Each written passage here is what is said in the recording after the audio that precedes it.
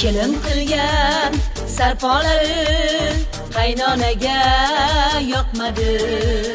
Kuyovning ham jahli chiqib kelinchakka boqmadi.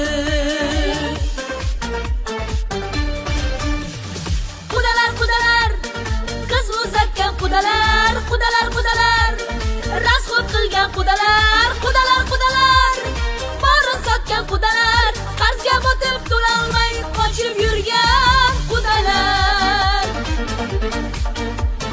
To'rtxonali uyni berib to'ldirib qo'y deydilar. Tog'ara kelgan ovqatni 40 kun bo'kib yeydilar. Qudalar dushman bo'lgan qudalar